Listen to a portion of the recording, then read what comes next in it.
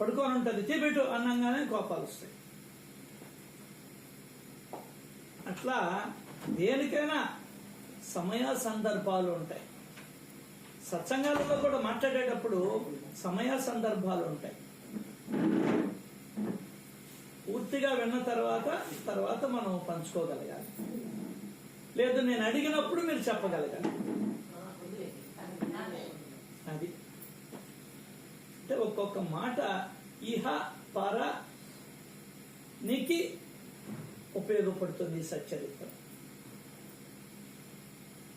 అది ముఖ్యంగా గమనించుకునే ప్రయత్నం చేయాలి. అదృష్టం అమ్మా.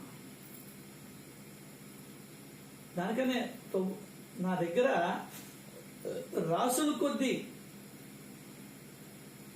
నా తండ్రి ఇచ్చి పంపించాడు, నిధి ఉంది, రండ్రా తవ్వుకోండ్రా, బండ్లు తెచ్చుకోండ్రా, దోచుకొని పోండ్రా అంటే ఒక్క నా కొడుకు రాడే. కాబట్టి అసలు ఎవరికి చెప్తున్నాడు? ఇది మెయిన్ మగవాళ్ళకి చెప్తున్నాడు. ఎందువల్ల మగవాళ్ళకి చెప్తున్నాడు? తాపత్రయాలు ఉండేది ఎక్కువగా మగవాళ్ళు. ఇప్పుడు రివర్స్ అయిపోయింది, ఆడవాళ్ళకి ఎక్కువ అయిపోయినాయి తాపత్రయాలు.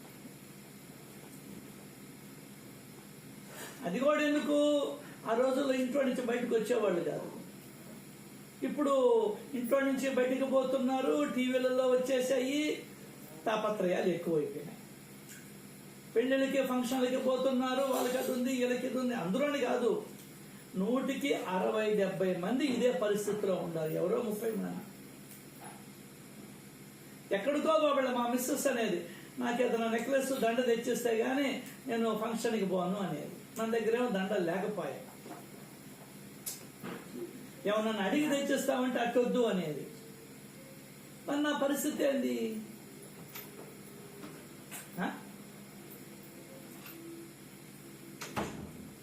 ఏది నా పరిస్థితి? ఏమని కోరుకునేది? పెళ్ళి అవుతాను వస్తాయా, మా ఇంటి దాకా పిలుపు రాకూడదు నాయన అనుకునేవాడిని.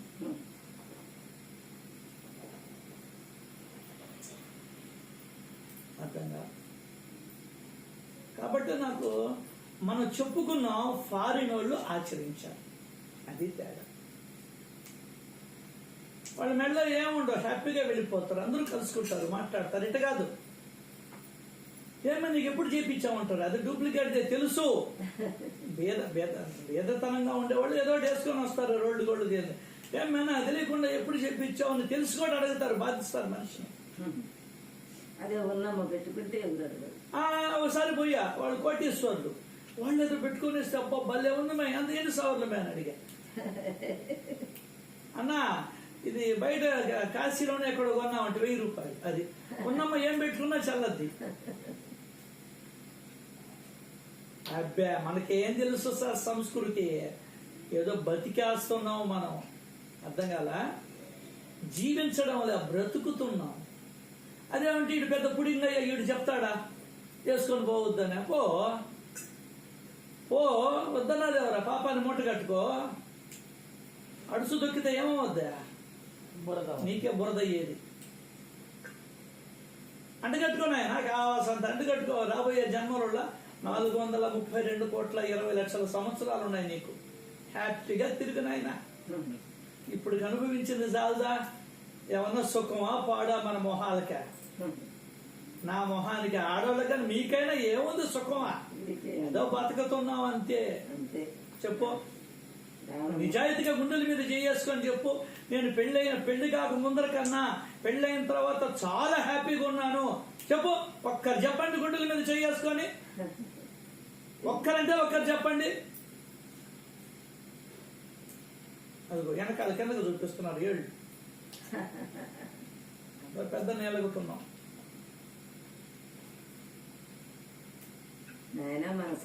కోల్పోతే సర్వస్వాన్ని కోల్పోయావు నీతో సహా, ఏం నిలకబడలే.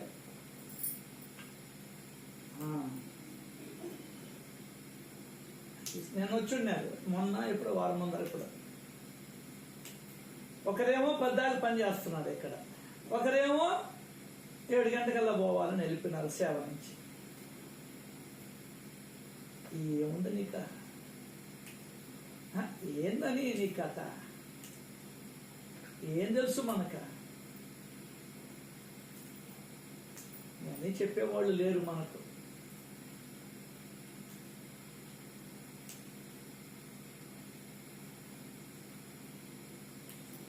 ఓకే, నేను అనుకున్నా ఒకటే మాట అమ్మ బాబా చెప్పిందా, నేను దాన్నే నమ్మతా, అదే మీతో పంచుకుంటా. చెప్పడం వల్ల మీతో పంచుకుంటా. ఎవడు ఎంత చేసుకుంటే అంత. అంటే ఎవడు ఎంత చేసుకుంటే అంత. దానికనే పెద్దవాళ్ళు అన్నారు, ఏదైనా కానీ చేసుకున్నటువంటి వాడికి చేసుకున్నంత మహాదేవ.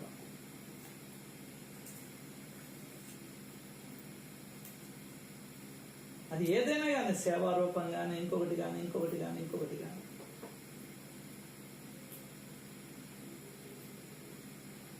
ఊరికినే సత్సంగాలకి వెళ్ళడం, ఊరికినే సేవ అని చెప్పుకోవడం, నాకు సేవ అంటే భలే ఇష్టం. అవును, మీ ఇంట్లో మీ ఆయనకి నీ బిడ్డలకి చేసుకోవడం ఇష్టం, నేనేమన్నా కాదన్నా? బయటకు వచ్చి చేస్తే కదా సేవ.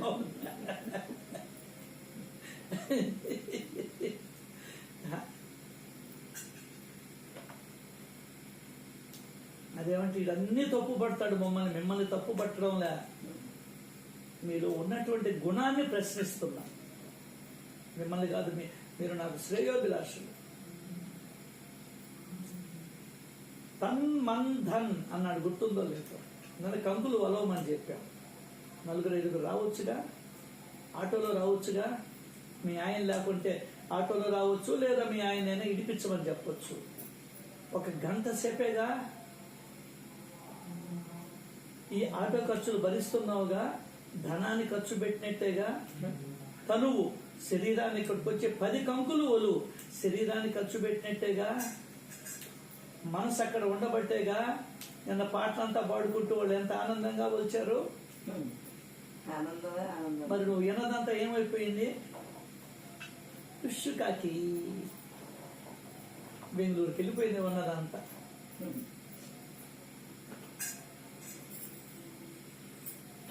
మరి ఎక్కడికో పోయి సేవ చేస్తామంటారు. ఉన్నదాన్ని వదిలేసి, ఇంటికాడ చిక్కేదాన్ని వదిలేసి, ఏమైనా అనుకోండి, నా మాట తీరు ఇట్లాగే ఉంటది. ఏమన్నపూర్ణమ్మ గారు కరెక్టా కాదా? మీరంటే హైదరాబాద్,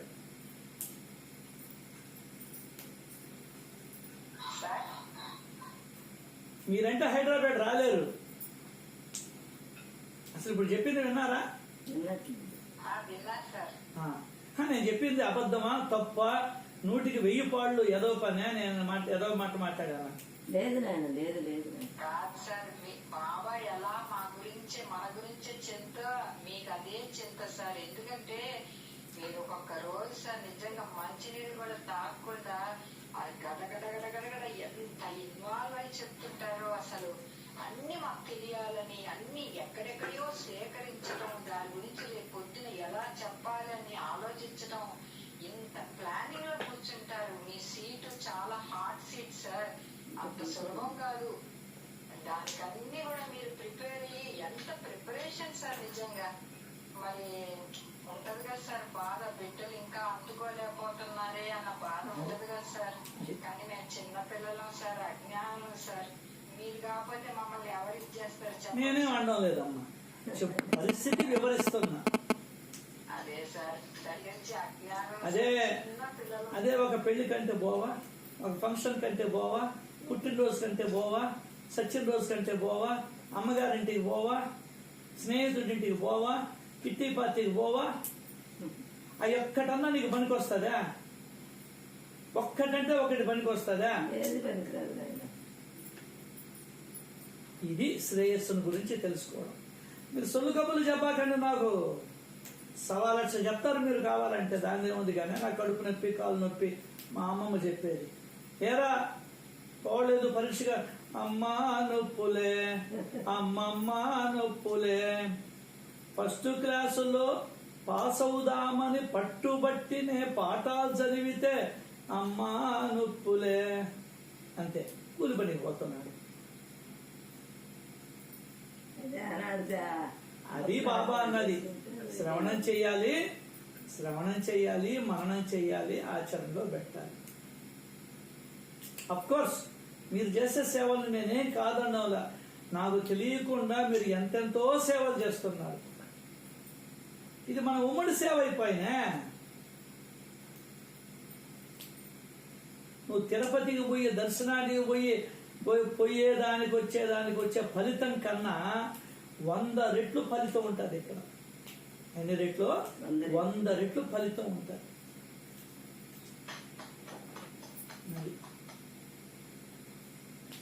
ఎందుకంటే ఇప్పుడు వెళ్ళారు వాళ్ళు, మూగజీవులకు ఆహారాన్ని అందించేదానికి వెళ్ళారు. పైసా నువ్వు పెట్టుకోబడలే. పోయేటప్పుడు టిఫిను మనమే. ఇప్పుడు పోయి 6 గంటలకు పోయి 1 గంటకి 12:30కి అమ్మ దగ్గర భోజనం చేసి రావడం. ఒక్కరికి తీరిక లేదు, మగవాళ్ళకి. ఆడవాళ్ళకి తీరిక లేదు.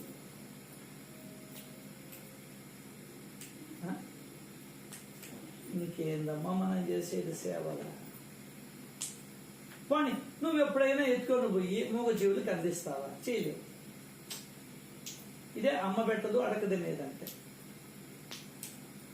సార్ మీరు నన్ను లోపల తిట్టుకోండి, నా పాపాలకు అడిగేసినట్టు ఇంకా ఏదైనా ఒకటి అలా ఉంటే నాకు లేవు అసలు. ఎందువల్లంటే ఈ చరిత్రలోని 4 అక్షరాలు చెవుల్లో పడితే జీవుల అన్ని పోయినాయి. చెడు రోజులు అరపూట నువ్వు తనువుని, మనసుని, ధనాన్ని, ధనవద్దు కారు మందే. ఇవన్నీ ఎవ్వరు చెప్పరు మీకు సత్సంగాలలో. కాబట్టే బా ఏమి సత్సంగం చెప్పాడండి అతను, అబ్బా సూపర్. ఏం సూపరా ఏమో తెలియదు. ఇవి అయితే బలి గుర్తుంటాయి. గుచ్చుకునిలా గుచ్చుకున్నట్టు బలే ఉంటాయి. ఒరే మేము వస్తున్నామా, రోడ్డు ఎంత బాగున్నది, అన్నీ మర్చిపోతావు. హైవేలో పంచర్ అయిందిరా అనేది ఒక్కటి చెప్తావు నువ్వు. అర్థం కాదా? రోడ్డు భలే ఉండిందని చెప్పా ఎప్పుడైనా హైవే అంటే అన్నీ మర్చిపోతాం మనం. ఇదొక్కటి పట్టుకుంటాం, ఏడస్తా కూర్చుంటాం. దానికి ఏడుపు. ఎందుకన్నాడా, ఎందుకు చెప్పాడా, ఎందుకు చేశాడా అని ఆలోచించగలిగినది మానవులు ఒక్కరే. అమ్మా మీకు నమస్కారం చేసి చెప్తున్నా, మిమ్మల్ని తిట్టాలని లేదు, నేను తిట్టించుకోవాలని లేదు. దయచేసి గ్రహించండి. చేతులెత్తి మీకు నమస్కారం చేస్తాను. ఎటువంటి దురుద్దేశము లేదు. ఒక అడుగు ముందరికి వెయ్యాలన్నటువంటి ఆలోచన తప్ప. రాబోయే జన్మను చూస్తున్నా నేను. త్రికాల జ్ఞాని ఆయన. అర్థం కదా? నేను రాబోయే జన్మలు చూస్తున్నా. మళ్ళీ మనం అందరం ఇట్లా కూడాలి, హాయిగా బాబాతో ఉండాలి, సత్సంగాలలో ఉండాలి. చిన్న 8వ తరగతి నుంచి మనం అందరం కలుసుకోవాలి. అర్థమైందా? అంత తప్ప మిమ్మల్ని తిడితే పొద్దునే నా నెత్తిని నేను దుమ్మేసుకున్నట్టు దయచేసి తప్పుగా ఆలోచించబాకండి. ఇది మీ అందరికీ మనవి, ఇంకేమైనా విజ్ఞప్తి. మీ పాదాలంటే చెప్తూ ఉన్నా. నాకేం ఎవ్వరి మీద కోపం లేదు, ద్వేషం లేదు. అట్లా ఉంటే సత్సంగాలు ముగించుకొని గమ్మును కూర్చునేవాడిని. కానీ విషయాన్ని గుర్తించమని సవినయంగా మీకు మనవి చేస్తూ, శ్రీ సచ్చిదానంద సమర్థ సద్గురు సాయినాథ్ మహారాజుకి జై. సమస్త జీవకోటి బాగుండాలని, ఆనందంగా ఉండాలని, సంతోషంగా ఉండాలని, సుఖంగా ఉండాలని, ఆరోగ్యంగా ఉండాలని, ప్రేమను సంతరించుకోవాలని, తన్ మన్ ధన్ భగవంతుడికి సమర్పించాలని ఆ దేవాది దేవుణ్ణి కోరుకుంటూ మనం ఈరోజు సత్సంగానికి వెళ్తాం.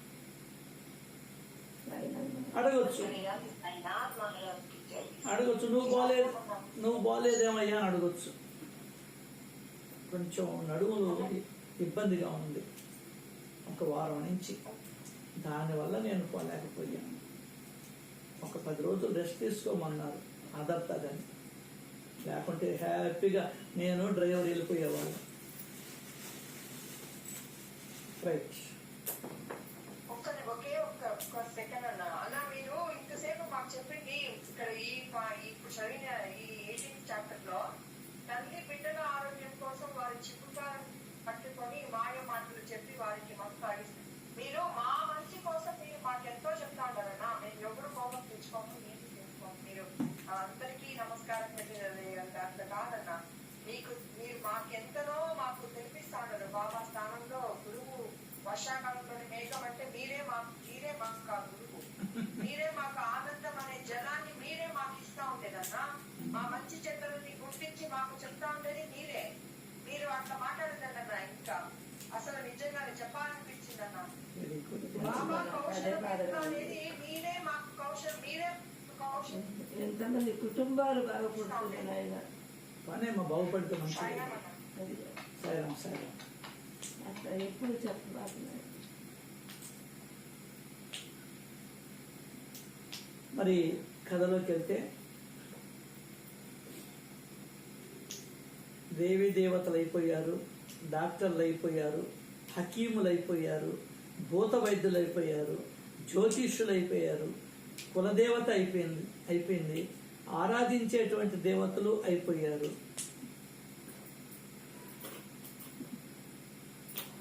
అన్నపానీయాలు రుచించేటి కాదు, ప్రతిమాహారం కూడా అతను తినలేకపోయేవాడు. అప్పుడు నిరాశకు లోనయ్యాడు. నేను ఎలాంటి పాపం చేశాను అప్పుడు గుర్తొచ్చింది. అది పశ్చాత్తాపానికి వచ్చాడు. అదే తెలుసుకోవడం అంటే నువ్వు మనకు రోగం వస్తే ఆ డాక్టర్ ఈ డాక్టర్ అన్నీ తిరుగుతావు. ఓకే, హైదరాబాద్ తిరుగుతావు, మద్రాసు తిరుగుతావు, న్యూఢిల్లీ ఎయిమ్స్ లోకి పోతావు. ఓకే, లాస్ట్ కి మన నోటి గుండా ఈ మాట రావాలి. నేను ఎలాంటి పాపం చేశాను, ఏది ఉపయోగపడడం లేదు, పాపం చేస్తుంటే. ఎప్పుడు చేశాడు వీడు పాపం? ఇక్కడ ఇంకొక ధర్మ సూక్ష్మం. ఈ జన్మలో వాడు భీమాజీ ఇల్లు సకల సుఖాలతో సంపదలతో ఉండేది. అతడు పోయే వారికి భోజనం పెట్టేవాడు. ఎన్నడూ ఏ బాధ లేక ఎల్లప్పుడూ ప్రసన్న మనసుతో ఉండేవాడు. కానీ విధి యొక్క విలక్షణమైన సంయోగం చూసారా? అంటే అది ఇప్పుడు చేసినటువంటి పాప ఫలితం కాదు, పూర్వ జన్మలో చేసినటువంటి పాప ఫలితం. అది నీకైనా నాకైనా ప్రపంచములో ఉన్నటువంటి ఏ ఒక్కరికైనా ఇదే సత్యం. ఏందే, మహాత్ములు లేరు, ఇంకొకరు లేదు. ఎనీ హ్యూమన్ బీయింగ్, లేదంటే ఏ ప్రాణి అయినా కూడా ఆఖరాకి ప్రాణితో సహా పూర్వజన్మదే వస్తుంది. అదే చెప్పాడు, కర్మ యొక్క పర్యవసానం ఇది. నువ్వు చదవని దానివల్ల నువ్వు ఫెయిల్ అయ్యావు. ఇక్కడ చేసిన పనుల వల్ల రోగాలు వస్తాయి. మంచి కర్మలు చేస్తే మంచి ఫలితాలు, చెడు కర్మలు చేస్తే చెడు ఫలితాలు. నీకు అది తెలియడంలే. మోకాలు నొప్పి వచ్చింది, నేను చదువున్నాను కాబట్టి సచరిత్రని, నడువులు నొప్పి వచ్చింది, ఏ కర్మ చేశాను రా నాయన నాకు ఈ రోగం వచ్చిందా? మీతోనే చెప్తూ ఉంటా, ఎవరిని నడువుల మీద కొట్టానో. అసలు నీ తప్పును ఒప్పుకోవే ముందరా. అదే భగవంతుడికి కావాల్సింది. భగవంతుడికి కావాల్సింది అంటే నేను ఏ కర్మ చేశానో నాకు ఈ వ్యాధి వచ్చింది. అది తల తిరుగుడు రోగం కావచ్చు, బీపీ కావచ్చు, షుగర్ కావచ్చు, పెరాలసిస్ కావచ్చు, కఫం కావచ్చు. ఆ మాట రాదే నీ వల్ల, నీ లోపల. అది వచ్చిందాకా నేను తిప్పతానే ఉంటాడు భగవంతుడు. అదేంటంటే నా తప్పును నేను తెలుసుకోవడం. హాస్పిటల్కి పోవడం కాదు పెద్ద గొప్ప, నా తప్పును నేను తెలుసుకోవడం. తప్పును ఎరిగి ఇంకా మిగతా జీవితాన్ని సక్రమంగా నడిపించుకోవడం. నేను పాపం చేస్తుంటే ఈ రోగం వచ్చుంటుంది అనే విషయం నీకు తెలియాలి కదా. ఎవడికి తెలుసండి? డాక్టర్లకు కూడా తెలియదు ఆఖరాకి, సత్సంగాలకి వెళ్ళే వాళ్ళకు కూడా తెలియదు ఆఖరాకి. భీమాజీ పాటిల్ యొక్క ఉదంతములో కర్మ యొక్క పర్యవసానంగా లేని రోగాలు పుట్టుకొని వస్తాయని చదివినటువంటి వాడికి నేను ఎలాంటి పాపం చేశాను, నాకు ఏది ఉపయోగపడము లేదు అనే మాటని నీ మనసులోకి ఎక్కించుకున్నటువంటి వాడికి ఈ ఆలోచనలు వస్తాయి, అందరికీ రావు. అది మనసుకు పట్టిందా? ఏందే మనసుకు పట్టిందా? ఒకరింట్లో ఒక్కరికే వచ్చింది పెరాలసిస్, ఇంట్లో వాళ్ళకి అందరికీ రాలేదే.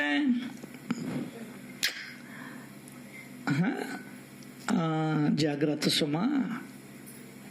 కాబట్టే రోగాలు వచ్చేది ఎప్పుడు? చిట్ట చివరిలో. ముందు నుంచి భగవన్నామని చెప్పుకోమంటాడు.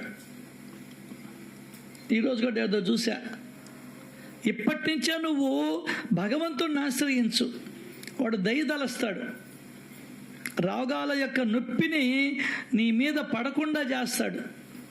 దానికి లీలలు కూడా ఉన్నాయి. చిమ్నాజీబాయి ఉదంతంలో ఉంది. అట్లాగే ఆ ప్లేగు బొబ్బల్ని తన మీదకి తీసుకోవడంలో ఉంది. కాలినటువంటి కొలివిలో పడినటువంటి వాడి జబ్బుని తన మీదకి తీసుకోవడంలో ఉంది. నోల్కర్ కళ్ళ జబ్బుని తన మీదకి తీసుకోవడంలో ఉంది.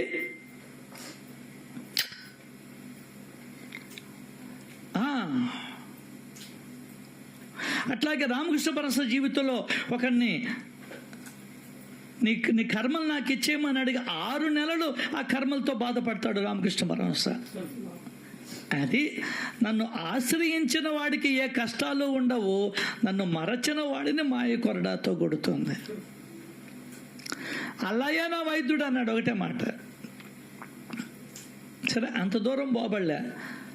అసలు నీకు అర్థం ఎందువల్ల అంటే, నువ్వు పాపం చేశాను అని, నేను పాపం చేశాను అని నాకు తెలిస్తే, ఏందే తెలిస్తే పుణ్యకర్మ వైపు అడుగులు వేస్తా. ఇప్పుడు ధనవంతులు కూడా నాకు ఈరోజు ఇంత డబ్బు ఉంది, ఇన్ని ఇళ్ళు ఉన్నాయి, విమానం ఉంది, కార్లు ఉంది, దీనికి కారణం నేను పూర్వ జన్మలలో చేసుకున్నటువంటి పుణ్యకర్మలు అని వాడికి తెలిస్తే అప్పుడు వాడు మరింత పుణ్యకర్మలు చేయడం ప్రారంభిస్తాడు. తెలియలేదనుకో మొత్తం వీళ్ళకిచ్చి సస్తాడు. తెలియాలి అంటే నువ్వు సత్సంగానికి, సద్గురువుని, సద్గ్రంథాలని ఆశ్రయించాలి. లేదంటే ప్రార్థన చెయ్యాలి. ఎక్కడొచ్చింది నీకు కార్లు భోగం? ఎక్కడొచ్చింది నీకు ప్లేన్లుండే భోగం? మాకు రాలేదే. కారణం నువ్వు చేసుకున్నటువంటి సత్కర్మల ఫలితం. మరలా ఒకరుండేవాడు, నాకు ఇదే జీతం రావాలా, ఇదే లైఫ్ రావాలనేవాడు. నేను చెప్పా ఆయనతో, ఇదే లైఫ్ ఇదే జీతం రావాలంటే చాలా చెయ్యాలి కదండి. ఊరికి నా ఇచ్చేస్తాడు, ఇదే లైఫ్ రమ్మంటున్నాడు, క్యారగా నోకదామని. అయ్యా, లైఫ్ ఇస్తే ఇస్తాడేమో, ఈ డబ్బులు వచ్చే లైఫ్ ఇవ్వడు. ఇస్తాడు, చెట్టు కింద లైఫ్ ఇస్తాడు. ఇవన్నీ కూడా అర్థం తెలియకుండా మాట్లాడుతుంటారు. నువ్వేం పాపం చేస్తే నాకు వచ్చింది రోగం అనేటువంటి ఆలోచన నీ మనసుకు వస్తే భగవంతుడి పాదాలు పట్టుకుంటావు. ఎందువల్ల అంటే రోగం తెప్పించింది వాడు కాబట్టి. అర్థమైందా? ఒక క్రిమి రూపంలో నీ పేగును గురికేస్తాడు వాడు. ఎంగిలి పడాల్సింది రక్తం పంపిస్తాడు లోపల నుండి గడ్డలుగా. మూలంలోకి వెళ్తే కదా నువ్వా. ఏంది స్వామి మీ గోడ కాళ్ళు ఇట్లా ఉన్నాయి, లేచి నడవలేకపోతున్నారు, మేము డోలీలో పట్టుకొని తిరగాల్సి వస్తుంది, మాకు బాధగా ఉంది. అవునాయన, ఈ బాధనే నేను పూర్వజన్మలో ఒక పశువు మీద చూపించాను నాయన, అది కాళ్ళ మీద కొట్టేటప్పటికి అది బాధపడింది నాయన, ఆ బాధని ఇప్పుడు అనుభవిస్తున్నాను నాన్న అన్నాడు మా తాత. అసలు ఇవన్నీ వినాలంటే నీకు తీరిక ఎక్కడ ఉంది? ముందరా మనసు పెట్టి వినాలి కదా. పిచ్చోళ్ళు అదే అన్ని రోజు వింటుంటేనే ముక్క లోపలికి పోవడం, ఒక్క ముక్క కూడా చికెన్ ముక్కలన్నీ లోపలికి వెళ్ళిపోతున్నాయి, ఈ ముక్కలు పోవడంలే. 8 దోశలు లోపలికి వెళ్ళిపోతున్నాయి, ఇబ్బంది లేదు, కారం దోశతో సహా. ఇది ఆ ఆలోచనకి రావాలి నువ్వు, అది సత్యత్వం చెప్తుంది. అది అన్ని చరిత్రల కన్నా సాయి సచ్చరిత్ర. చరితలందు సాయి చరిత సచ్చరితము, నిత్య పారాయణమే ఆనందము, మనోహరం మహావరం, మనోహరం మహావరం శ్రీ సాయి సచ్చరితము. దానికనే అన్నాడు, చెవుడు లేకున్నా విననటువంటి వాడు మూర్తి భవించిన మందమతి అన్నాడు. ఒకటే మాట. దానికనే అన్నాడు, ఈయన అందమైన పాఠశాల నుండి వెళ్ళిపోయే నిర్భాగ్యుడు, దౌర్భాగ్యుడు ఎవరుంటారు అని అన్నాడు. ఒకటే మాట. నిజంగా ఎన్ని జన్మల అదృష్టమో మనల్ని ఇక్కడ కూర్చోబెట్టుకున్నాడు. తను కూర్చోబెట్టుకున్నాడు, మనం కూర్చోం. అబ్బో మనకు కావాల్సినంత ఉంది కింద, ఏమి లేకపోయినా కూడా అహంకారం ఉంది. ఆయన దయతోటి కూర్చోగలుగుతున్నాం మనం, అది గుర్తుపెట్టుకోవాలి. నేను ఎలాంటి పాపం చేశాను, ఏది ఉపయోగపడము లేదు. అప్పుడు కదిలాడండి. ఏందే అప్పుడు కదిలాడు. నువ్వు ఎక్కడ మాట్లాడావా? ఎముకల డాక్టర్ ఎవరు? మెడ్రాస్లోనా? ఇక్కడ దగ్గుకి ఎవరు? అర్జున్ దాసా? లేదంటే ఇక్కడ ఎవరైనా ఉంటారా డాక్టరు? మల్లికార్జున్ రావా?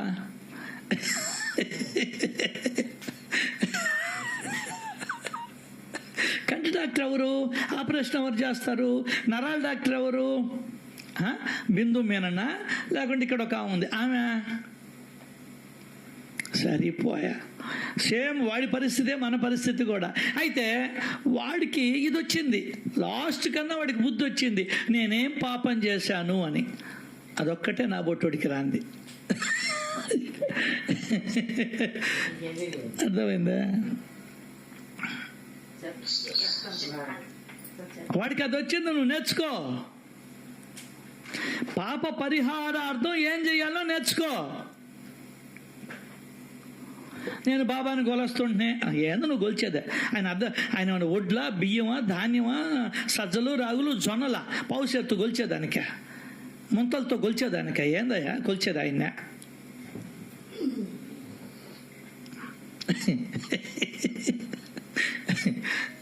ఇట్లా ఉంటాయి మన ఆలోచనలు.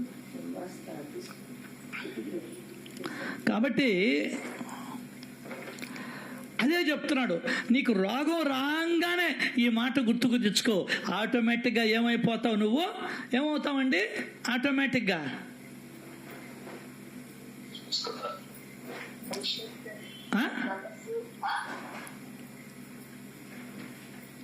ఏం చేస్తావు? కాదు, ఆటోమేటిక్గా నువ్వు భగవంతుడిని తలుచుకుంటావు. ఎందువల్లంటే నీకు ప్రాణం పోసిన వాడు వాడే, రోగాన్ని ఇచ్చినటువంటి వాడు వాడే, తగ్గించగలిగినటువంటి వాడు వాడే, నిన్ను ఈ భూమి మీద నుండి లేకుండా చేసేటువంటి వాడు వాడే. అర్థమైందా?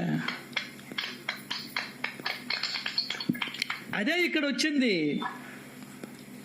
దేవా, అబ్బా, దేవుడు గుర్తుకొచ్చాడు. భలే అధ్యాయం అండి ఇది, అద్భుతం అండి, అద్భుతం. ఓ దేవా, ఆ దేవుడి పేరు ఏదైనా కానీ ఏమన్నాడు? దేవా, నేను ఎలాంటి పాపం చేశాను నాకు తెలియదయ్యా. ఇప్పుడైతే నాకు తెలిసి చేయలా.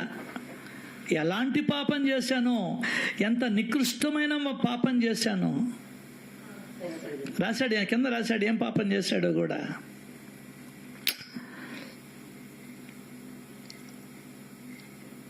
అని ఏది ఉపయోగపడడం లేదు నాకు ఇప్పుడు.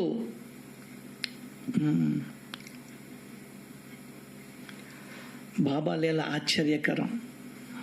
దానికనే దానికి చెప్పాడు ఇక్కడ, దైవం ఎంత విచిత్రం. సుఖాలను అనుభవించేటప్పుడు ఒక్క క్షణమైనా తన స్మరణను కలుగనివ్వడు. అతని లీల ఆశ్చర్యకరం. ఎందుకు కలగనివ్వడు? మనం అనుకుంటాం అంతా దైవలీలలే. ఏందే చెప్పేవాడు అట్ట చెప్తాడు, నువ్వు తలుచుకోలేదు కదా, అది కూడా దైవలీలే. మరి ఇది చెప్పావు దైవలీల అని, నీ ఇంట్లో అన్నం లేదు కదా, ఇది కూడా దైవలీల అని సరిపెట్టుకుంటావా? హోటల్కి పరిగెత్తవా? చూడండి ఇక్కడ పక్క ఒక మాట రాస్తాడు హేమాద్రి పంత్ గారు. దైవం ఎంత విచిత్రం, చిత్ర విచిత్రాలు చేస్తాడు ఆయన. సుఖాలను అనుభవించేటప్పుడు ఒక్క క్షణమైన తన స్మరణను కలుగనివ్వడు. దేవుడితో పోరాడాలి, శరీరాన్ని అరగదీయాలి. దేవుడితో పోరాడాలి అక్కడ నువ్వు. ఆయన నీకు స్మరణను కలగనివ్వడు. పోవాయా, నువ్వేంది ఇచ్చేదే? నేను నిన్ను పట్టుకుంటానయ్యా. టీవీ చూస్తూ ఉండు, అబ్బా ఈ కళ్ళు ఇచ్చావయ్యా తండ్రి, చాలదానాక వంట పని చేసుకుంటున్నావు, ఎంట్లు దొంగకుంటున్నావు, ఇళ్ళు జిమ్ముతున్నావు, ఈ చేతులు ఇచ్చావు, చాలదానిక. అది సత్సంగం విన్నటువంటి వాడు చేస్తాడు, లేదు విషయం తెలుసుకున్నవాడు చేస్తాడు. ఆయన కలగనివ్వడు. ఎందువల్ల? నీ ప్రయత్నం ఎంత ఉంది అనేది చూస్తాడు. చాలామంది తప్పుగా అర్థం చేసుకుంటారు ఆ ఓవిని. ఒరే నువ్వు చేయలేదు కదా, అంతా దైవలేరులేరా. సుఖాలను అనుభవించేటప్పుడు ఒక్క క్షణమైన తన స్మరణను కలగనివ్వడు లేరా, అతని లీల ఆశ్చర్యకరం అన్నాడు. ఇది చెప్పుకుంటావు నువ్వు. ఓకే, ఇద్దరు చేతుల మీద చేతులు వేసుకొని భుజాల మీద సినిమా పోతారు. అర్థం కాల? ఇంట్లో లైట్ లేకపోతే కరెంట్ కింద కూర్చొని చదువుకోవాలా? దైవలీల ఇంతేలే అని చెప్పని సరిపెట్టుకున్నాడా అబ్దుల్ కలాం ఆజాద్? అబ్దుల్ కలాం గారు సరిపెట్టుకున్నాడా? పోరాడాడు. అదే చెప్తాడు వివేకానందుడు, 1000 సార్లు కింద పడు, మళ్ళీ లేచి పోరాడే ప్రయత్నం చెయ్యి.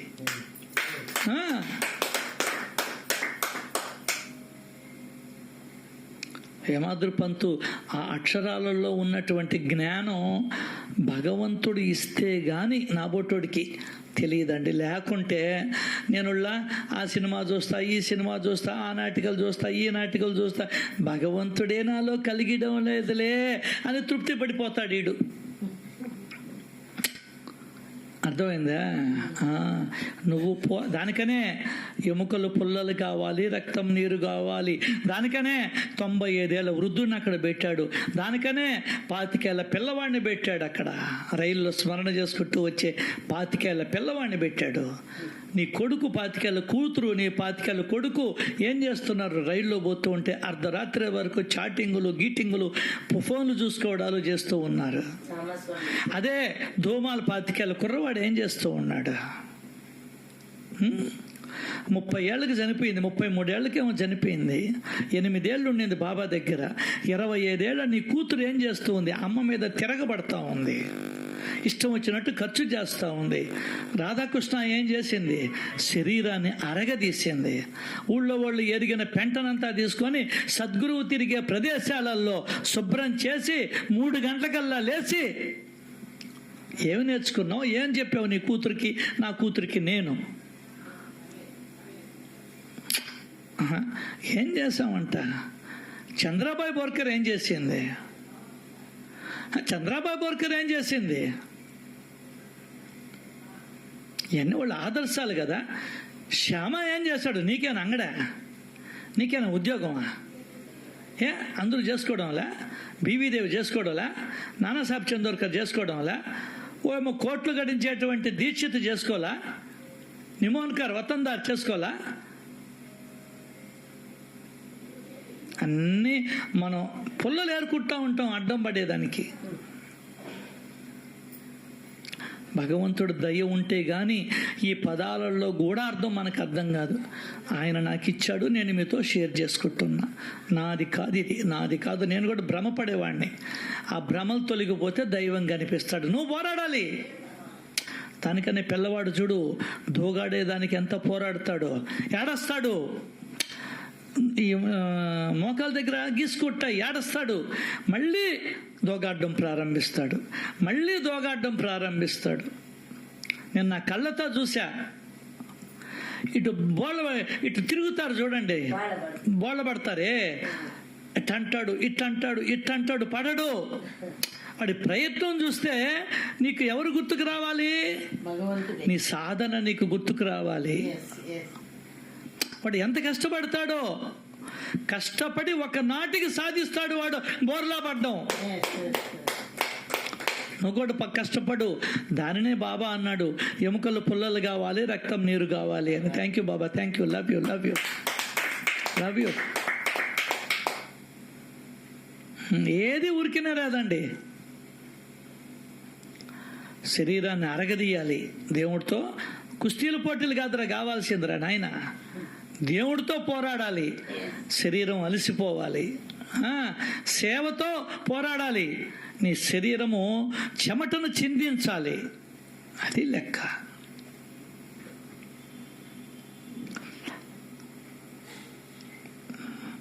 తనకు ఇష్టం వచ్చినప్పుడు నానా కష్ట పరంపరలు పంపి నారాయణ పరుగునరా అని తన స్మరణ చేయించుకుంటాడు. నీకు దెబ్బ పడితే కానీ అమ్మా నువ్వు అర్థం కదా, లేకుంటే ఎందుకంటావు నువ్వా? 5 పూట్ల మెక్కతుంటే ఆకలిని అంట. అబ్బా, పూటకు ఒక్కసారి తిను, ఆకలి ఏందో తెలుస్తుంది నీకు. అప్పుడు బరిగిస్తావు 4 ప్యాకెట్లు ఎత్తుకొని. నువ్వు 8 పూట్ల తింటుంటివే, మధ్యలో 4 టీలు తాగుతుంటివే. నీకెట తెలుస్తుంది ఆకలి విలువ? వాళ్ళు మనలాగే అనేది నీకు తెలియాలి కదా. తినబాక 7:31 సాయంకాలం తిను, ఆకలి ఏందో తెలుస్తుంది నీకు. కళ్ళు తిరగతాయి, అర్థం కాల, పడిపోతావు. నేను రండి ఒక రోజు మిమ్మల్ని అందరినీ ఇక్కడ గోలేసి ఆకలి ఏందో చెప్తా, నాతో పాటు సహా. షుగర్ ఉండేవాళ్ళు, బీపీలు ఉండేవాళ్ళు కళ్ళు తిరిగి పడిపోతారు. ఇంతే కదమ్మా, నువ్వు పడిపోయినట్టే కదా వేరే వాళ్ళు కూడా పడిపోయేదే అనేది నీకు అర్థం కావాలి కదా. అర్థం కాల? పుదునైన కత్తితో అట్ట కోసుకుంటే, బ్లేడ్తో అట్ట కోసుకుంటే, అబ్బో ఒరే బ్లేడ్తో నేను చెక్కలేను కానీ చేయి కోసుకుంటానా, నువ్వు కోసుకోరా అని చెప్తామమ్మా. నువ్వు చెక్కీరా అని అడుగుతాం పిల్లవాళ్ళని. నీకు ఆకలి తెలిస్తే కదా ఊళ్ళో వాళ్ళకి పెడతావా? గుడ్డలు లేకుండా నేను వీధిలో తిప్పితే కదా. గుడ్డలు లేకపోతే ఎంత బాధాకరమైన పరిస్థితి అనుభవించవలసి వస్తుందో అనేది నాకు తెలియాలి కదా.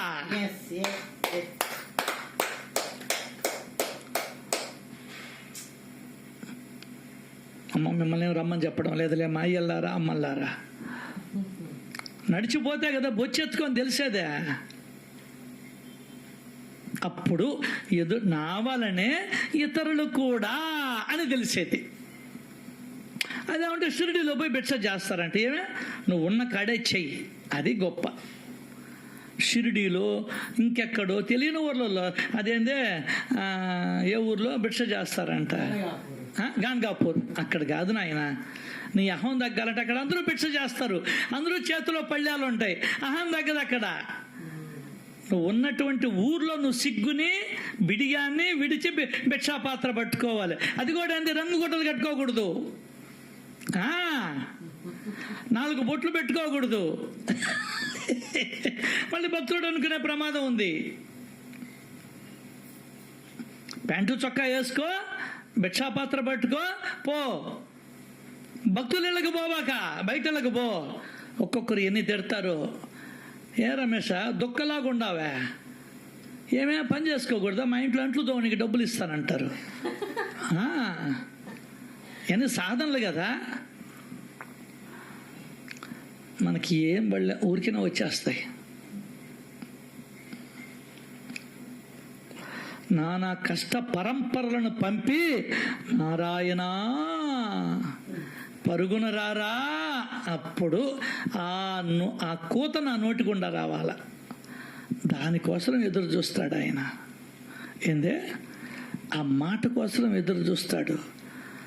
ఆర్తితో, ప్రేమతో, నువ్వు కష్టముతో అయినా సరే నన్ను పిలిచావా, నేను వచ్చేస్తానంటాడు ఆయన. అదిగో చెప్తున్నాడు, వాడెప్పుడైతే నేను ఎలాంటి పాపం చేశాను అని పట్టేలు తప్పించిపోతూ చేసిన ఆర్తనాదాన్ని విన్న దేవుడు వెంటనే కరిగిపోయాడు. వెన్న పొయ్యి మీద పెట్టాలా. నీ యొక్క ఆర్తనాదం భగవంతుడి మనసును కరిగిస్తుంది. అర్థం కాల? ఆర్తనాదం కరిగిస్తుంది. వెంటనే కరిగిపోయాడు. ఏం చేశాడు? నానా సాహెబ్కి బుద్ధిని పుట్టించాడు. సరే, భీమాజీకి అప్పుడు దాకా రాల ఐడియా. నువ్వు ఎప్పుడైతే పటేలు తప్పించిపోతూ చేసిన ఆర్తనాదాన్ని విన్న దేవుడు, అండర్లైన్ అండర్లైన్ అండర్లైన్ అండర్లైన్, వాడు ఎక్కడ ఉండి ఆర్తనాదం చేశాడు? ఏ ఊరికి వచ్చాడు? షిరిడీకి వచ్చాడు. కాదు, షిరిడీకి ఎక్కడ వచ్చాడమ్మా ఆయన? ఏ ఊర్లో ఉన్నాడు ఆయన? ఆయన ఊరే. ఏ ఊరండి ఆయనది? నారాయణగాం.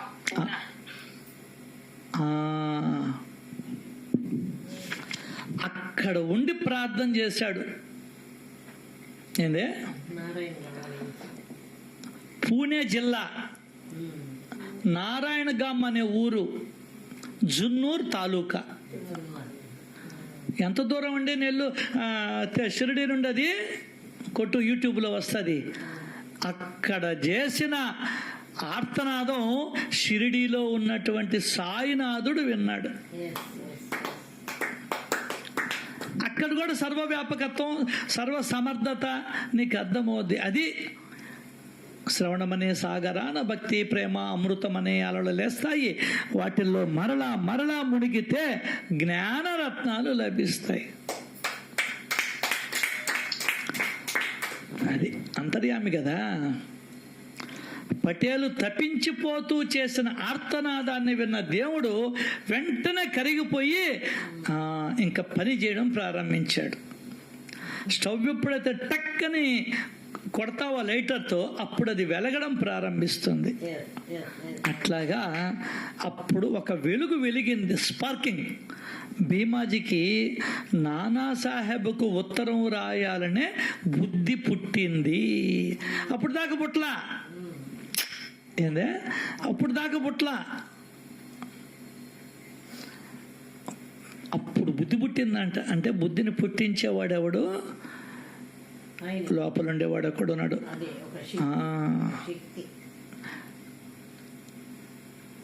నీ బుద్ధిని, నీ ఆలోచనల్ని, ఆత్మ నుండి ఆలోచనలు వస్తాయి నీకు. ఏ విధంగా అయితే స్టవ్ పొయ్యి నుండి మసి వస్తుందో, కట్టెల పొయ్యి నుండి పొగ వస్తుందో, ఆత్మ నుండి నీకు ఆలోచనలు అందించబడతాయి. అప్పుడు భగవంతుడు చెప్పాడు, వాడిలో ఉండే భగవంతుడు వాడికి బుద్ధిని పుట్టించాడు. రాయ్, లెటర్ రాయ్, లెటర్ రాయ్, లెటర్ రాయ్. మనం పిల్లవాడిని కూర్చోబెట్టి చదువు చదువు అని కొట్టి చదివిస్తాం. అక్కడేం ఉండదు. నువ్వు లెటర్ రాయ్, లెటర్ రాయ్, లెటర్ రాయ్ ముందరా అనేటువంటి బుద్ధిని పుట్టించాడు. ఎవరికి? మన భీమాజీ పట్టెలకి. అప్పుడు అనుకుంటున్నాడు, ఇతరులు ఎవ్వరూ చెయ్యలేని దానిని నాన్న ఎలాగైనా చెయ్యగలడని అతనికి పూర్తి విశ్వాసం. అది దానికనే గురువు అంటే గురి. నీకు ఆ గురి ఉండాల. ఎవరి మీదైనా కానివ్వండి, వ్యక్తుల మీద ఆ గురి ఉన్నప్పుడే నీకు ఏదైనా కూడా అనుభవంలోకి వస్తుంది. మాట కానీ, అనుభవం కానీ, చర్యలు కానీ. ఆ గురి లేనప్పుడు నేను ఎంత విన్నా వేస్టే. తీసేస్తాం. అది మానవ నైజం అంతే, మనమేం మాట్లాడలేము దానికి. సో ఒక నమ్మకం నానాసాహెబ్ చందోర్కర్ మీద. ఎవరికి? మన భీమాజీకి. మనకు కూడా సచ్చరిత్ర మీద అంత నమ్మకం ఉండాలి. సచ్చరిత్రలో బాబా చెప్పిన మాటల మీద అంత నమ్మకం ఉండాలి. ఒక రోగగ్రస్తుడికి ఒక వ్యక్తి మీద ఉన్నటువంటి నమ్మకం బాబా చెప్పిన మాటల మీద మనకు లేకపోతే ఎట్లా చెప్పండి? ఆలోచిద్దాం ఒకసారి.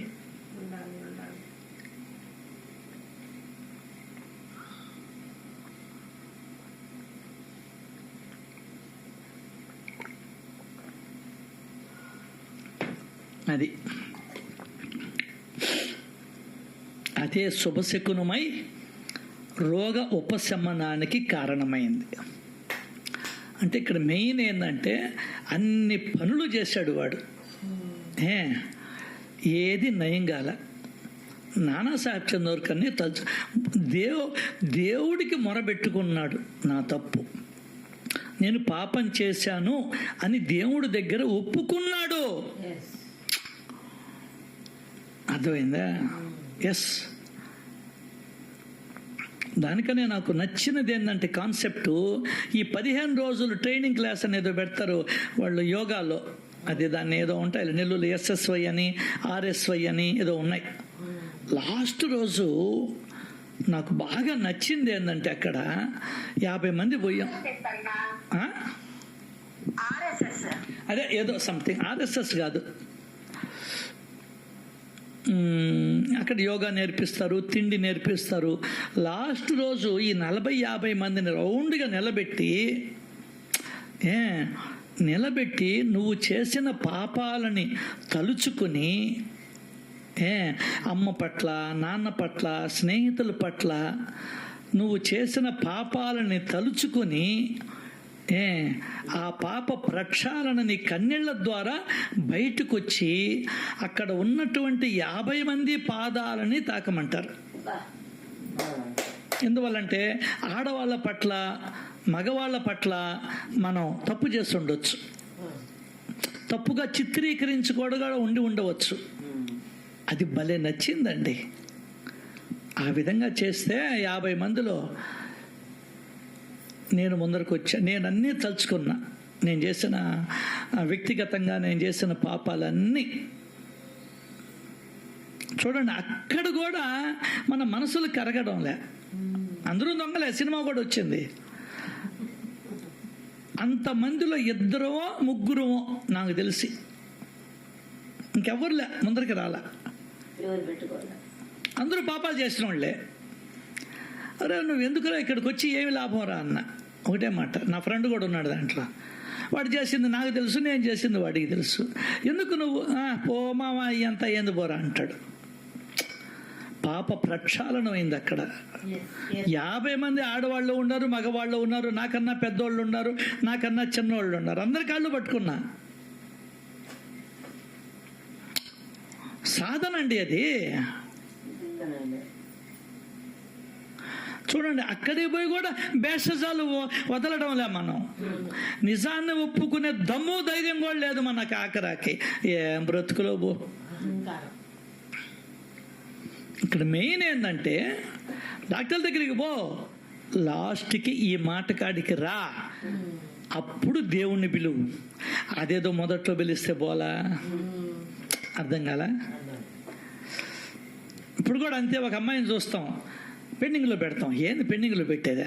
ఈ అమ్మాయి కన్నా బాగుండే అమ్మాయి కనపడాలంట. తిరిగి లాస్ట్కి ఈ అమ్మాయి దగ్గరికే వస్తారు కొంతమంది. అర్థం కాల. మతెంతో గతెంత. సరే, ఆ అమ్మాయి అందంగా ఉండాలనుకుంటున్నాం. ఎప్పుడైనా నా మొహాన్ని నేను చూసుకుంటే కదా అందంగా ఉండేది లేనిది తెలుస్తుందా? బా, ఏమి తెలివయ్యా ఆడవాళ్ళకి కానీ మగవాళ్ళకి కానీ.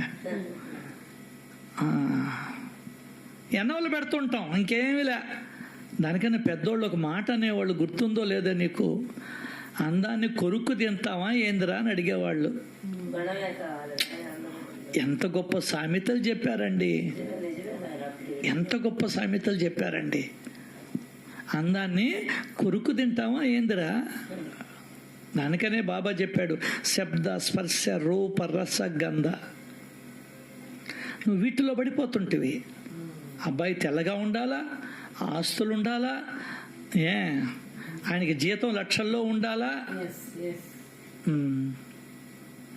అంతే.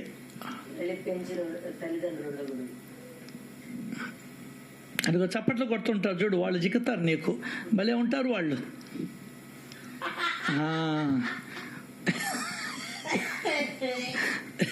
ఇటువంటి కోరికలు ఉండే వాళ్ళకి వాళ్ళే జిక్కుతారు. పెద్దోళ్ళు అనేవాళ్ళు ఒక మాట, అప్పుడు అర్థం కాలేదండి, చిన్న పిల్లవాళ్ళం అప్పుడు. అందాన్ని ఏమన్నా కొరుకు తింటామా అని అడిగేవాళ్ళు. కానీ నువ్వు భౌతికం చూస్తున్నావే కానీ లోపల ఉన్నటువంటి వాళ్ళ మనసుల్ని చూడడంలే మనం. ఏందో అటు అయిపోయింది ప్రపంచం. అప్పుడు అట్లా చేసుకునే వాళ్ళు కూడా పెద్దల మాట విని వాళ్ళ కాపురాలు బాగున్నాయి. ఇప్పుడంతా ఇష్టారాజ్యం, నీ ఇష్టం అమ్మా, నీకు ఇష్టమైతే చేస్తానమ్మా, లేకుంటే లేదమ్మా. అబ్బో, ఇంకా మాట్లాడు, నువ్వెవరు నాకు మేజర్, ఐఆమ్ ది మేజర్. 18 ఏళ్ళు నిండాయి, 20 ఏళ్ళు నిండాయి, ఏం తెలుసు నీకు? అసలు సరిగ్గా తినని తెలియదు నీకు. 20 ఏళ్ళు నిండినా కూడా ఆడవాళ్ళకి కానీ మొగకు కానీ అసలు ఎట్లా తినాలో తెలియదు, ఏం తినాలో తెలియదు, దొడ్డికి పోయేది కూడా తెలియదు నీకు. ఆఖరాకి పచ్చిగా మాట్లాడుతున్నా. ఏంది నీకు అంతా తెలుసా? ఏం తెలుసు నీకు? నిమ్మకాయ పులుసు ఆ పాట కూడా ఉంది, దసరా బుల్లోడో దేంట్లో బంగారు బాబులోనో. ఇంకొక ముఖ్యమైన విషయం ఏంటంటే, ఎప్పుడైతే పటేలు తప్పించిపోతూ చేసిన ఆర్తనాదాన్ని విన్నాడు భగవంతుడు, అప్పుడు పరిష్కార మార్గం చూపిస్తాడు. అదేదో నువ్వు ముందర దేవుణ్ణి పట్టుకోమని చెప్తుంది సచ్చరిత్ర. అది జ్ఞానరత్నాలు లభిస్తాయి అని అంటే అర్థం కాలా? నా కళ్ళతో నేను చూసా, అన్ని బాధలతో ఉండేవాళ్ళు వాళ్ళ మనసులు ఎప్పుడు ఆ బాధల మీదే ఉంటాయి. అదే దేవుణ్ణి పట్టుకొని ఉంటే ఆ బాధల్ని నీ మీద పడనీయకుండా ఆయన ఆపుతాడు, తన చేతిని అడ్డం పెడతాడు. అది సంగతి. దానికనే చెప్పాడు, నా కథ సంకీర్తనలు చేసేవారు ఎవరైనా సరే, వినేవాళ్ళు ఎవరైనా సరే, వారికి ఎల్లప్పుడూ ఆనందాన్ని, సుఖాన్ని, శాంతిని ప్రసాదిస్తున్నాడు. ఈ జీవితంలో ఇంతకన్నా ఇంకేం కావాలి? నా తెలియకడుగుతా, ఈ జీవితంలో ఇంకేం కావాలి నీకు? అయిపోయింది నాయన. అదే శుభశకునమై రోగ ఉపశమనానికి కారణమైంది. నానాసాహెబ్ చందోర్కర్కి సవిస్తరంగా రాశాడు. ఏమని? అన్ని అయిపోయినాయి, నువ్వు ఇప్పుడు అవి చెప్పాక నాయన అని. ఏమంటే మనం కూడా ఏదో ఒకటి చెప్తాం కదా కబుర్లా. అయ్యా, నువ్వు పలాని డాక్టర్కి అని చెప్తావేమో, పలాని మంత్రగాడని చెప్తావేమో, పలాని జ్యోతిష్కుడికి అని చెప్తావేమో, పలాని భూత వైద్యులకి అని చెప్తావేమో అని ఆయన ఎక్కడెక్కడ తిరిగింది, ఎవరెవరికి చూపించింది అనే దానికి ఆయన హేమాద్రి పంత్ రాస్తాడు అద్భుతంగా. అబ్బా, love you Baba, love you Hemadri Pant గారు. నానాకు సవిస్తరంగా ఆ పదం వేశాడు చూడండి. విస్తరంగా కాదు, సవిస్తరంగా ఆయనకు వచ్చినప్పటి నుండి, దగ్గు బిగినైనప్పటి నుండి ఈ క్షణం దాకా, ఉత్తరం రాసేదాకా ఎవరెవరి దగ్గరికి పోయారో మొత్తం మెడికల్ హిస్టరీ అంతా పంపిస్తాడు. ఎవరికి? నానాసాహెబ్ చందోర్కర్కి. మనం కూడా డాక్టర్ దగ్గరికి పోతే అంతకు ముందర మెడ్రాస్కి పోయాము, హైదరాబాద్కి పోయాము, అక్కడికి పోయాం, ఇక్కడికి పోయాం, ఇవన్నీ ఇచ్చి ఇది సార్ నా బతుకు అని చెప్తాం. వాళ్ళు అవన్నీ చూడర్లే, పక్కన పెట్టేసి మొత్తం టెస్టులకు రాసిస్తారు మెడ్రాస్లో. సో ఇక్కడ ఆయన చదువుకున్నాడు, స్నేహితుడు కదా భీమాజీ, మొత్తం చదివాడు.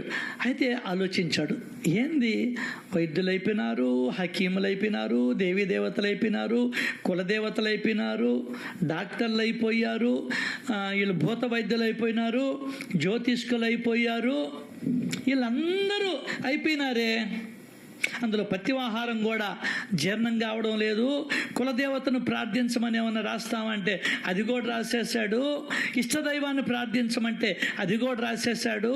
మరి ఏంది?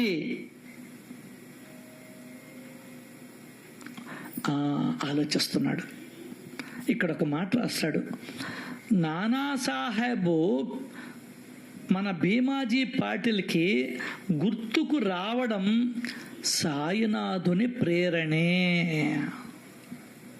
ఏందే అది ఎప్పుడైతే నువ్వు భగవంతుడిని శరణు పెడతావో అప్పుడు భగవంతుడు భీమాజీకి ఒక ప్రేరణ ఇచ్చాడు. నువ్వు నానాసాహెబ్ చందోర్కర్కి ఉత్తరం రాయ్ అని చెప్తున్నాడు. ఈ మాట చెప్తూ ఉంటే ఒక మాటను అందించాడు నా మనసులో, నాకు నా బుర్రలో ఇది తొలిచాడు. కాలచక్ర రచనా విధానంలో కూడా దైవము యొక్క ఉద్దేశమే కనిపిస్తుంది. అదే ఆ ప్రేరణే అతని రోగ నివారణకు కారణభూతమైంది. కాబట్టే సత్పురుషుల లీలలు మన ఆలోచనలకు అంతుపట్టవు. పక్కన అదే ఓవి ఉందండి 51. కాలచక్ర రచనా విధానంలో కూడా దైవం యొక్క ఉద్దేశమే కనిపిస్తుంది. ఒరే ఒరే ఒరే అందువలన అన్యథా ఆలోచించి వ్యర్థమైన గొప్పతనాన్ని ఆపాదించుకోకూడదు.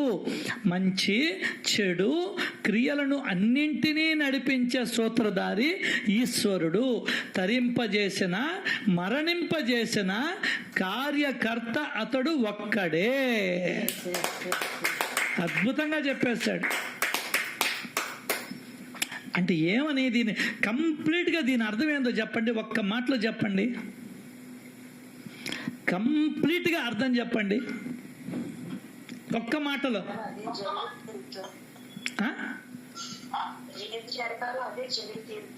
ఒక్క మాటలో చెప్పండి. 100 రూపాయలు ఇస్తా, ఫోన్పే కొడతా.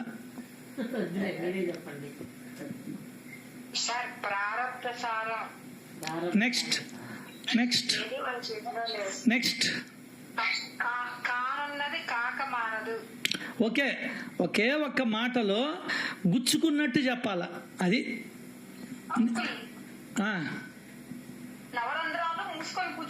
అబ్బా 100 రూపాయలు పంపిస్తున్నానమ్మా నీకు.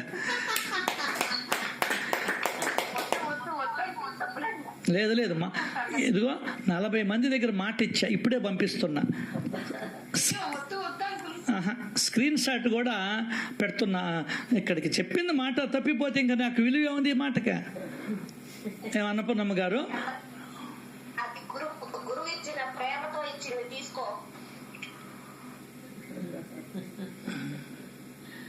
బాబా గుర్తుగా ఇచ్చాడు, తీసుకొస్తున్నాడు.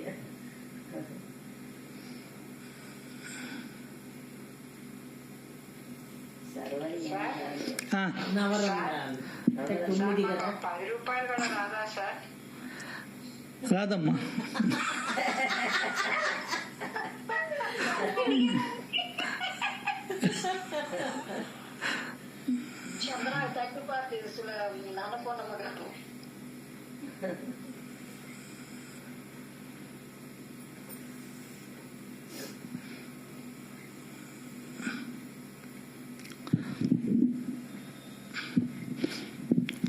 అదిగో ఆమెకి పంపించినట్టు 100 రూపాయలు రిసీట్ కూడా పెట్టానమ్మా.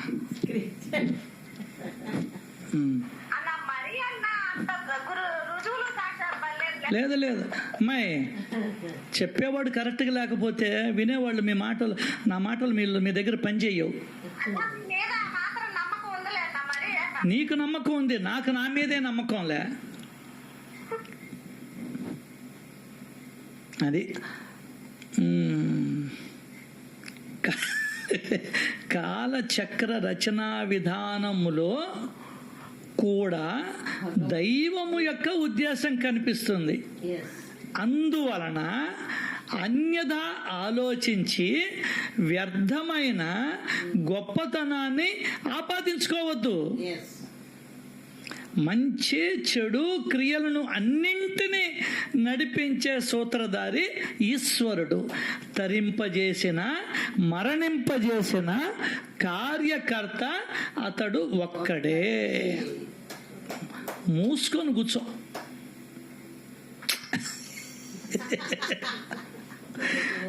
అసలు ఇంకొక విషయం దీని గురించి అర్థమవుతుంది తెలుసా? నీ కూతుర్ని అడిగేదానికి, నీ కొడుకుని అడిగేదానికి, నీ భార్యను అడిగేదానికి, నీ భర్తను అడిగేదానికి, నీ మనవళ్ళని తోలని అడిగేదానికి నీకు నాకు హక్కు లేదు. నువ్వు వచ్చింది ఏంటంటే అప్పులు తీర్చుకొని భగవత్ చింతనతో భగవంతుడిలో కలిసిపోవాలా. వాళ్ళని ఎస్టిమేట్ వేసేదానికి కాదు నువ్వు వచ్చింది. అదే అంటాడు, బైబిల్లో ఉంది, నువ్వు వాళ్ళని ఎస్టిమేట్ వేస్తే భగవంతుడు నిన్ను కూడా లెక్కింపబడతాడు అని ఉంది. ఒక అద్భుతమైన వాక్యం ఉంది. అర్థమైందా? సార్ ఇంకొకసారి సార్ ప్లీజ్ సార్. ఎవరిని మనం ఎస్టిమేట్ వేయకూడదు. భగవంతుడి దగ్గర మనం కూడా ఎస్టిమేట్ వెయ్యబడతామని బైబిల్లో వాక్యం ఉంది. అనవసరం నీకు నో ఎక్స్పెక్టేషన్స్. నేను అది పెట్టుకోలేదు కాబట్టి హాయిగా ఉన్నా.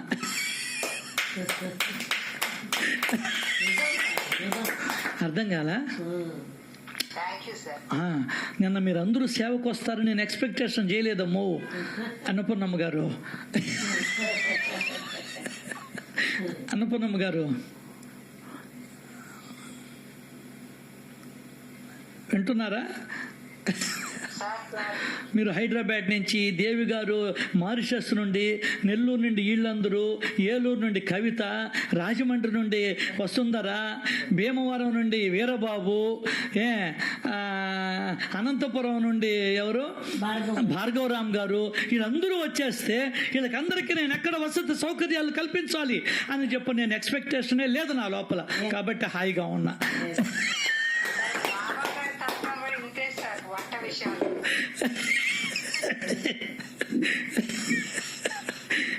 ఎప్పుడైనా సరే ఎక్స్పెక్టేషన్ ఉంటే పక్కనే ఏడుపుంటుందమ్మా.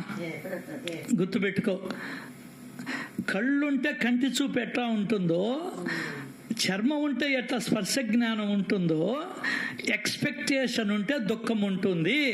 జీవిత సత్యం రాసుకో నీ హృదయ పలకం మీద. నా కొడుకు చూస్తాడు, నా కూతురు చూస్తుంది, నా మనవడు చూస్తాడు, పక్కింటి వాళ్ళు చూస్తారు, ఎదిరింటి వాళ్ళు చూస్తారు. నో, ఒకవేళ ఎక్స్పెక్టేషన్స్ ఏదన్నా ఉంటే సత్సంగ సభ్యుల మీద పెట్టుకో. వాళ్ళు వచ్చి నీకు సేవ చేస్తారు. అర్థమైందా? వాళ్ళ దగ్గర ఎక్స్పెక్టేషన్స్ పెట్టుకో. కానీ దురదృష్టం, అదృష్టం మనకు వాళ్ళ మీదనే ప్రేమ ఉండదు. అంతే. దానికనే కదా మొట్టేవాడికే దేవుడు వరం ఇస్తాడని చెప్తున్నా సామెత. దైవం యొక్క ఉద్దేశం కనిపిస్తుంది. వాటి చెయ్యాలి, తప్పదు. మనం రామాయణంలో తప్పులు ఎత్తుక్కుంటాం. చిన్న ఉదాహరణ చెప్తా. కాలచక్ర రచనా విధానంలో కూడా దైవము యొక్క ఉద్దేశం కనిపిస్తుంది. ఇది సద్విమర్శ. విమర్శలు రెండు రకాలు. సద్విమర్శ వేరు, దుర్విమర్శ వేరు. సపోజ్ ఇప్పుడు నువ్వు రాముడు చూడు ఆ విధంగా చేశాడు కాబట్టి రావణాసురుడు చేత చంపబడ్డాడు అని మీరు మాట్లాడతారు. భక్తులు కదా మీరు మాట్లాడతారు. నేనేమంటానంటే మూలానికి వెళ్తా. వాళ్ళు ఎవరు అంతకు ముందరా? రావణాసురుడు వీళ్ళెవరమ్మా? ఈ కథ తెలియాలి నీకు. జయ విజయులు ఋషులు వస్తే లోపలికి పోనీయకుండా ఉంటే మీరు శపిస్తారు వాళ్ళు భూలోకంలోకి వెళ్ళి సావండి అని. వాళ్ళు శ్రీ మహావిష్ణువుని శరణు పెడితే ఏం చెప్తాడమ్మా శ్రీ మహావిష్ణువు? ఎనీబడి రాక్షస జన్మ అయితే అదైతే 3 జన్మలు, ఏదో మంచిగా అట్లా ఉండాలంటే 6 జన్మలు. Very good. సో 3 జన్మల్లో ఒక జన్మ వచ్చి రావణాసురుడు, ఇంకొకటి వచ్చి హిరణ్యకశిపుడు, ఇంకొకటి వచ్చి కంసుడు. అవునా? ఏమమ్మ? కంసుడు, శిశుపాలుడు. ఇక్కడ వాళ్ళిద్దరే జయ విజయులు. రావణాసురుడు, కుంభకర్ణుడు, హిరణ్యకశిపుడు, హిరణ్యాక్షుడు. చూసారా? ఇప్పుడు నువ్వేమంటావు? వాడు ఆ విధంగా చేయకపోతే వాడు రాముడు చేత చంపబడడు. అవునా? అవును. వాడు ముక్తిని పొందడు. వాడు కోరుకున్నాడు అది. నువ్వు ఎంతసేపటికి రావణాసురుడిని తిడతావు? అర్థమైంది అన్నపూర్ణమ్మ గారు? ఆయన కోరుకున్నదే ఆయనకి ఇచ్చాడు. మనకు తెలియదు కదా ఆయన ముందు. మీ జీవితంలో వినుండ్రు ఇటువంటి విమర్శలు. నిజంగా కరెక్ట్. వాడు వచ్చింది ఎందుకు? వైరముతో చచ్చిపోయేదానికి. అది ఎస్ ఆర్ నో? అవును అవును. ఆయన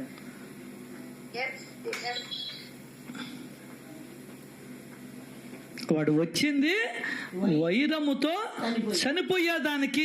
వాడు అట్లాగే ప్రవర్తిస్తాడు, తప్పదు. ఇంకా అంతే. నువ్వు వాడిని పాయింట్అవుట్ చేస్తావే. సో అట్లా రామాయణాన్ని పాయింట్అవుట్ చేసిన వాళ్ళందరూ కూడా వాడి పాపాలని మనం తీసుకున్నట్టు లెక్క. అర్థమైందా? రావణాసుడు దుర్మార్గుడు, అర్థం కాల. వాళ్ళు గొప్పవారు. 100 రూపాయలు వచ్చిందా? ఛాన్స్ కొట్టావా? సార్ ఇది కార్యకారణ సంబంధం కదా సార్? అవునమ్మా. వాడు శాపము నుండి విముక్తి పొందాలని వచ్చాడు. నేను దుర్మార్గంగా అయినా సరే నేను నీ చేతిలో చావాలి అని వచ్చాడు. నువ్వు దాన్ని ఎట్ట కామెంట్ చేస్తావు అసలు? నాకు తెలియక అడుగుతా. ఇట్లా ఉంటాయి. ఆలోచించేవాడి యొక్క విధానం ఇట్లా ఉంటుంది. హౌ? వాడు బాగుంటే రాముడి చేతులు ఎందుకు సస్తాడు? రాముడిని పూజిస్తా ఉంటే రాముడు ఎందుకు చంపుతాడు? లాస్ట్ లో విభీషణుడు వెళ్ళి చెప్తాడు, క్షమించమని ఇప్పుడైనా అడుగు, ఇబ్బంది. ఒరే వాడు చావాలి అని అంటే క్షమించమని అడగకూడదు వాడు. That is the rule of the law. ఎంతసేపటికి రాముడిని తిడుతుంది? ఇప్పుడు చెప్పండి. దానికనే ఎప్పుడు కూడా చర్చ సహేతుకంగా ఉండాలి. ఎట్లా ఉండాలి? సహేతుకంగా. బొమ్మ బొరుసు ఉన్నట్టు ప్రతి కాయన్కి ఉంటాయి. రావణాసురుని నువ్వు తిట్టకూడదు, అసలు మాట్లాడే హక్కు లేదు నీకు. అర్థం కాల? ఒరే సీతమ్మ బంగారు జింకను కోరుకున్నదే. ఒరే కోరుకోకుంటే హా లక్ష్మణ, హా సీత అని వాడు అనడు. ఇది మీకే నచ్చదు. సత్సంగంలో ఉండే వాళ్ళే దీన్ని డైజెస్ట్ చేసుకోలేరు. బుర్ర ఉండే వాళ్ళు అయితే అర్థం చేసుకుంటారు ఎవరైనా. అయితే మరి ఎందుకు కథలు? ఎందుకు? నువ్వు నేర్చుకునేదానికి. వాళ్ళని తిట్టకూడదు, మనకు బంగారం మీద అపేక్ష ఉండకూడదు అనేది నేను నేర్చుకున్నా. కాబట్టి దేవుళ్ళు ఏమీ లేదు. ఒంటి మీద ఒక్క చెవులు కన్నా పోగు పెట్టుకుంటున్నారు. 2 గ్రాములు, 1 గ్రాము, 1/2 గ్రాము, అది కూడా లేదు దేవుళ్ళ మన దగ్గర. ఎందువల్ల నాకు సీతమ్మ ఆదర్శమైంది. సీతమ్మని తిట్లా, బంగారం మీద మోజు పెట్టుకుంటే వచ్చే పరిణామం అది. అర్థమైందా? No comment. ఏమన్నా నేర్చుకోవాలంటే నేర్చుకో, లేదంటే మూసుకో. అది కాలచక్ర రచనా విధానములో కూడా దైవము ఉద్దేశం కనిపిస్తుంది. నీది కాదు, నాది కాదు. అర్థమైందా? కాకపోతే మనం అనవసరమైన కామెంట్లు చేసి అన్ని నెత్తికి తెచ్చుకుంటూ ఉంటాం. మనం అంటూ ఉంటాం, ఏరా తగు పెట్టుకునే దానికి వచ్చా మా ఇంటికా అని కార్తీక దీపన వాళ్ళ తాత అంటుంటాడు. ఇంకేం పని పట్టాలా? తగులు పెట్టుకునే దానికి వస్తారు వీళ్ళక. వాళ్ళు పెట్టుకున్నారేదో మనకు అనవసరం.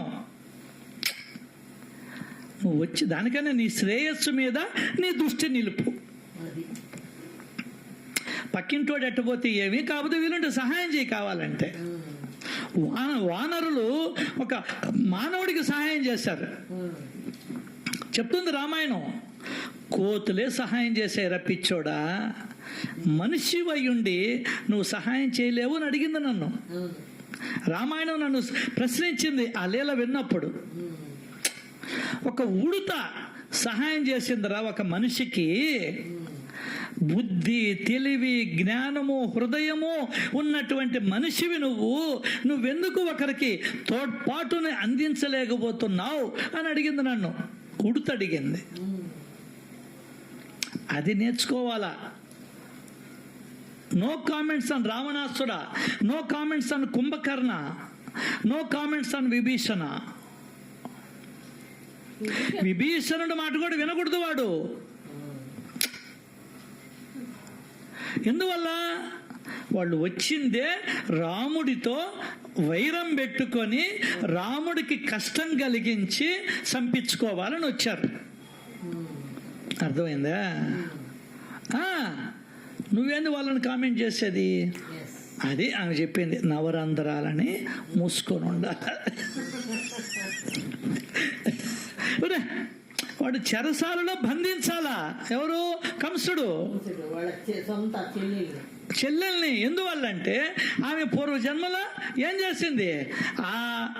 ఆ తల్లికి కౌశల్యకి దూరం చేసింది 14 ఏళ్ళ బిడ్డని. ఇప్పుడు కూడా చెయ్యాలంటే కంసుడిలో ఉన్నటువంటి భగవంతుడు వాడికి ప్రేరణ ఇవ్వాలి. పెట్టు నీ చెల్లెల్ని జైల్లో పెట్టని. ఇవన్నీ చాలా లోతైన విషయాలు. అట్ట పెడితే గాని కంసుడి మీద పగ తీర్చుకోడు కృష్ణుడు, అక్కడ ఉండేవాడు. కాబట్టి మనం నోరు మూసుకొని ఉండాల. అది కాలచక్ర రచనా విధానములో కూడా దైవము యొక్క ఉద్దేశమే కనిపిస్తుంది. ఎందుకయ్యా కళ్ళు పోయినాయి? ఎవరికి? ఈయనకి. ఒక హంస పిల్లలతో ఆడుకుంటూ ఉండిందంట. వీడు బాణం వేసి కొట్టేశాడంట ధృతరాష్ట్రుడు. అంతకు ముందర జన్మలో కళ్ళల్లో వేసాడంట బాణాలు.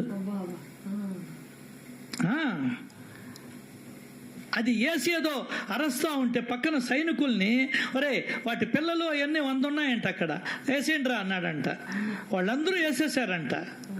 కాబట్టి ఇక్కడ మళ్ళీ జన్మలో ఆ 100 వీడికి కళ్ళు పోయినాయి, ఆ 100 మందిని వేరే వాళ్ళు వేసేసారు. అంటే నువ్వు చేసుకున్నదే నీకు వచ్చింది.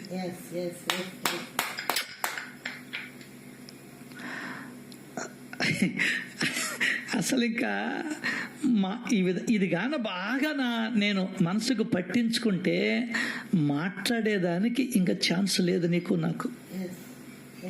No words between us. ఏం లేదు, ఇంకా మాట్లాడేదానికి ఛాన్సే లేదు.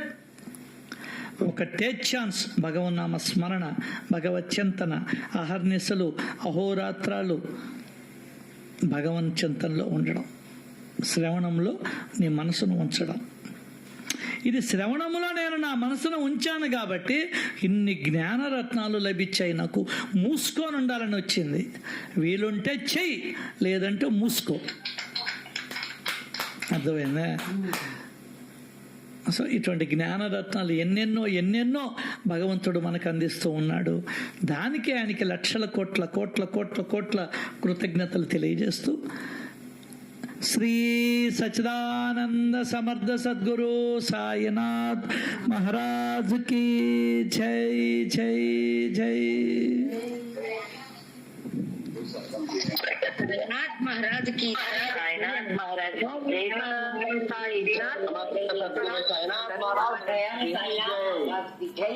जय साई धन्यवाद.